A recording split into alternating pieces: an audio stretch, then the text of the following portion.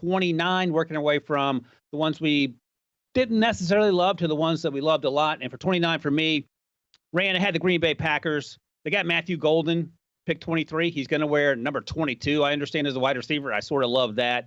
I like what they did. Savion Williams is an interesting running back / wide receiver option at 6'4", runs sub 4.5. He can move a little bit. Barron Sorrell gives you some juice off the edge. The next pick, they took Colin Oliver out of Oklahoma State, who could be eventually moved to off ball next to Edge Cooper. So they did some good things. I thought maybe they would think about a cornerback, and they didn't do that till round 7. But all in all, I sort of understand the direction of what they're doing there. But for me, they were still 29. What do you think about that? No, that's fair. And I like the Matthew Golden pick for him.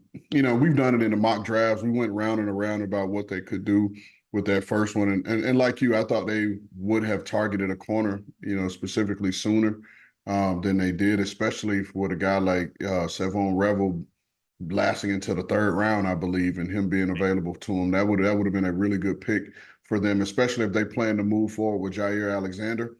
And, having a guy that, coming off a torn ACL, you're not forcing him in there, but you got a good replacement.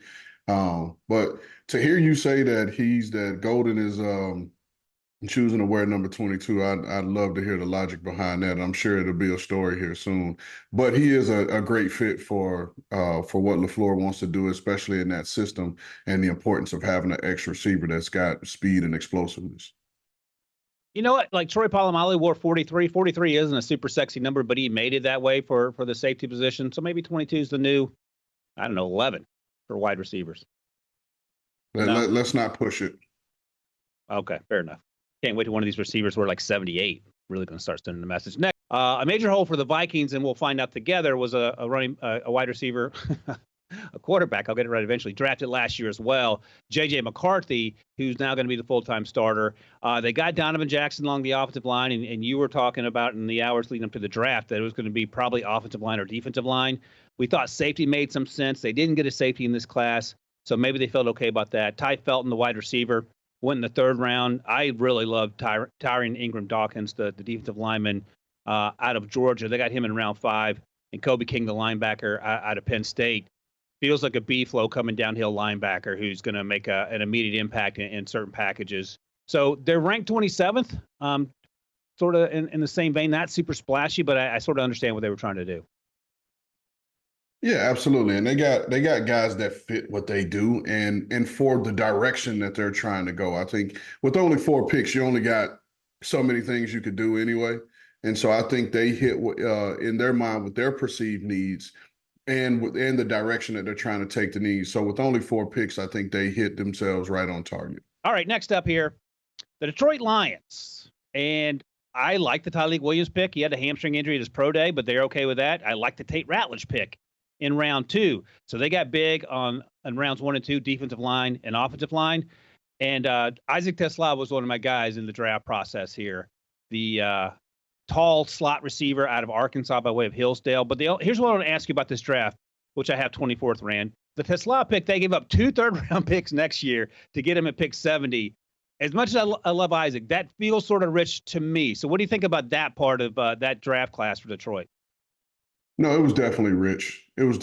But I'll say it this way. And I don't think you or I, if we were calling those shots, we would have done it.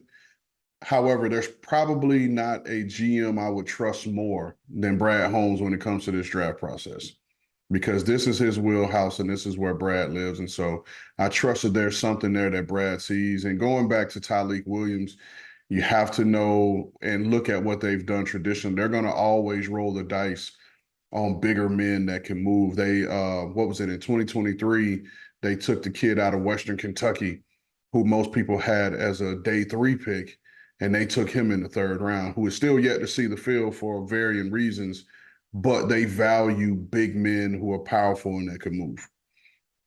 The other thing about Brad Holmes is everyone thought that Matthew Stafford for Jared Goff was a fool's errand. It turns out Jared Goff is one of the best quarterbacks in the NFL. Brad Holmes knows what's up. I also love the Dayan Jackson pick in round 7. Coming downhill, Millsdale out of Georgia, had a really good Senior Bowl, ran really well in the pre-draft process. Not a combine invite. That's okay. He got drafted. He's going to make that team as a special teams ace. All right. Let's go to the NFC North here. The Chicago Bears. And if you're asking for a letter grade, and I'll write about this for CBSSports.com on Tuesday morning, this is a B+ for me in terms of the Chicago Bears. Colston Loveland, home run. Luther Burden in round 2, home run. Ben Johnson is getting the weapons he wants for his young quarterback, Caleb Johnson, and the weapons that he had in Detroit before coming over. Ozzie Trapillo, the offensive tackle out of Boston College, adds some depth there. I love Shamar Turner, the defensive lineman out of Texas A&M in round 2 as well. I was a little curious about the Ruben Hippolyte pick, the Maryland linebacker, but he tested through the roof at his pro day, sub 4.5, 40-yard dash, sub 7-second 3-cone, and he comes downhill and he'll pop you. And a pick I really like, by the way, in round 5, Zay Frazier, the cornerback out of UTSA. Reminds me a lot of Tyreek Stevenson, who's on that roster. So B+ for me, 23rd overall. What do you think about this draft class? No, same. B+ for me as well. The Hippolyte pick, you have to know special teams coordinator Richard Hightower and what he's looking for. And he wants those tough linebackers that can get downfield. I know exactly how he's going to be used in their special teams. He will be a core 4 guy for them. And the fact that, and if I'm not mistaken, I want to say he ran 4.38 at the pro day. Hippolyte did, and so you can never discount that. And so you expect the Bears special teams to be bolstered with play like that.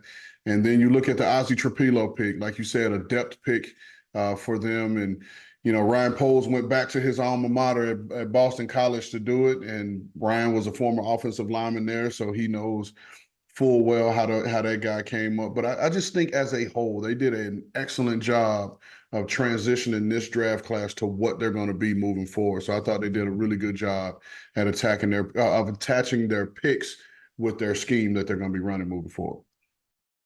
Producer Sharon, apparently 4.38 recognizes 4.38. So make a note of that going forward. We'll see. But to start testing them on that. Next up, and by the way, we're only 10 picks into grading these from worst quotation mark down to the best. At pick 22 is where we turn the corner, and the rest of these are A-, A's, or A+. I thought these teams did exactly what they needed to do in terms of addressing needs. Now it's just a matter of watching for the next 3 or 4 years and seeing if they got the right guys.